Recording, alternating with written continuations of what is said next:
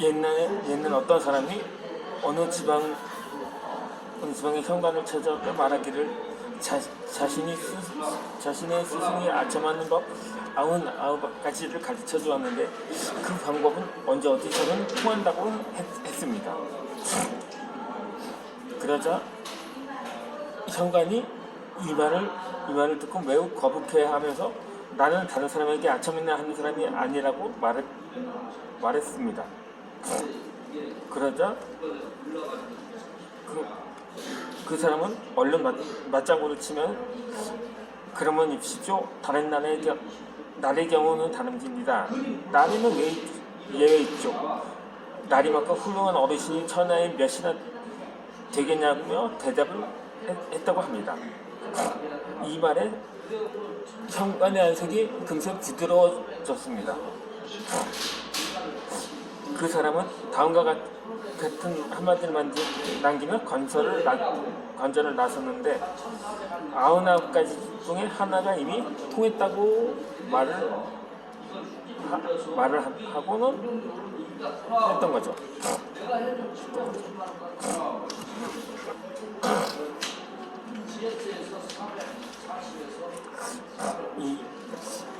이 전략은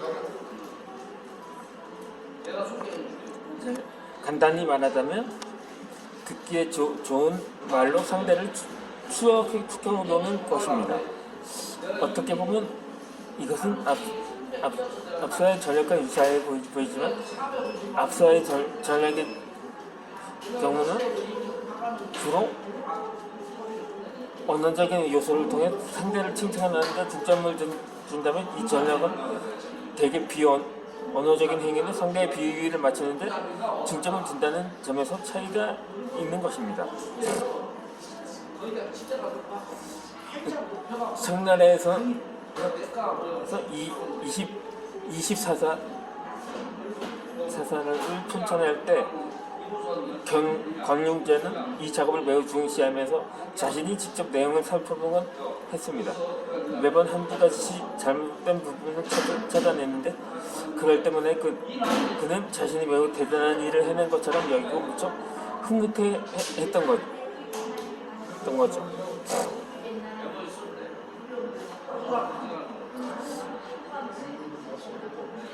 화신과 다른 대신들은 권룡제의 비위를 맞추기 위해서 황제에게 보여주는 원고에다가 일부러 눈에 잘 띄는 것을 골라 트레인 골자를 들어가 넣고 권룡제에게 버려잡도록 했습니다. 이 방법은 아주 절묘했는데 아무리 황제 앞에서 황제의 학식을 신송해봤자 이렇게 직접 황제의 학식을 여러 신하들 앞에서 직접 보이는 것만은 못했기 때문이었던 거죠. 황제가 고친 원고는 누구도 다시 손을 댈 수가 없었던 것입니다. 그래서 권룡제가 고치지 못하고 지나간 부분들이 후대에 그대로 전해졌는데 오늘날 볼 수 있는 전반서 안에 트림 글자 대부분 이러한 연유로 남은 것입니다.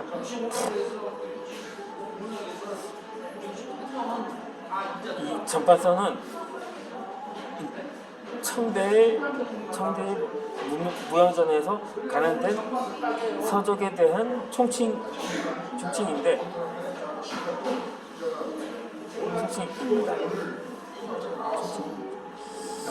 이 사람이 그런 것 같아요. 사실 청나라에서 권룡제를 과연 성군이라고 해야 하는지 폭군이라고 해야 하는가에 대한 평가는 분분하거든요. 물론 외국의 입장에서 볼 때는 폭군이지만 자국의 입장에서는 성군인 거죠. 반면에 우리나라에서 연산군 하면 외국에서 볼 때는 물론 외국에서도 폭군으로 기억되진 않을 것입니다. 뭐 당시 우리나라야 명나라 정도밖에 뭐 관계를 맺은 나라는 없었으니까요. 그러니까 당시 명나라는 연산군을 충성스러운 신하라고 볼 수가 있었던 거죠. 반면에 자국민들 사이에서는 폭군으로 기억될 뿐이었던 거죠. 그러니까 명나라가 조공을 바치려면 백성들의 것을 빼앗아들어서 바치는 군주였던 셈입니다. 이렇게. 그럼 아무리 신하들이 아부를 하거나 비위를 마치려고 그 사람에 대한 찬양만 한다면 교만이 하늘을 찔 듯 할 것입니다. 반면에 세종대왕은 그렇지 않았거든요. 그래서인지 백성들한테 오히려 겸손을 했는지도 모릅니다. 그 사석거권 세종이 하는 일에는 반대를 했기 때문에 어떠한 서적을 편찬한다고 해도 트집을 잡기 있을 수 있어. 물론 이것이 한글을 창제하려는 데 대한 방해 공작의 한 방편이기도 합니다만, 그렇게 해서 그때 세종대왕 때도 사실상 왕권이라기보다는 신권이 강했던 시대였다고 볼 수가 있었던 것입니다. 그럼에도 불구하고 세종대왕이 청군으로 평가를 받는 것은 그 와중에서도 왕의 책무를 다 했기 때문이 아닌가 하는 생각이 드는 바입니다.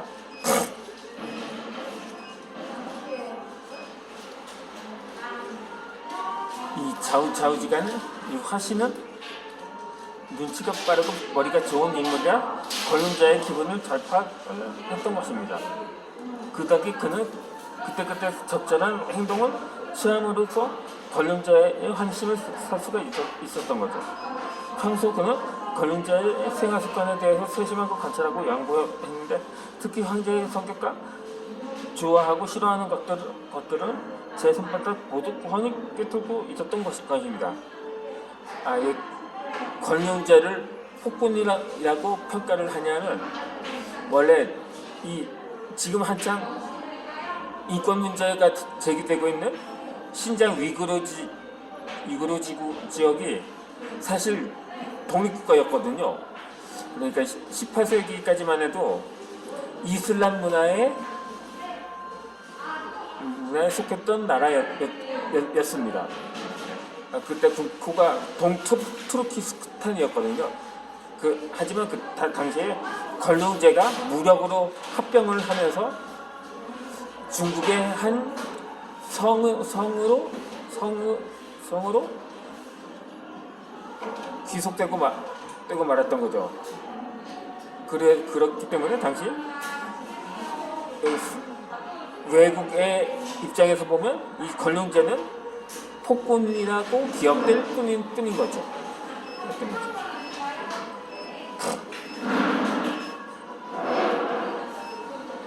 특히 황제의 성격과 좋아하고 싫어하는 것들은 제 손바닥 보듯 훤히 꿰뚫고 있었던 인물이 바로 화신이었습니다. 그런 상황에서도 그래서 권룡제가 원하는 것을 말하기도 전에 아래차는 경우가 많았고 어떤 때는 권룡제 스스로도 생각이 미치지 않은 것까지 황제의 마음에 들도록 미리 조치를 취했던 것입니다. 무엇보다도 그는 적당한 때마다 은근히 황제를 추억해 올리곤 했는데, 이 때문에 권룡제의 총애를 한몫에 받을 수가 있었던 것입니다.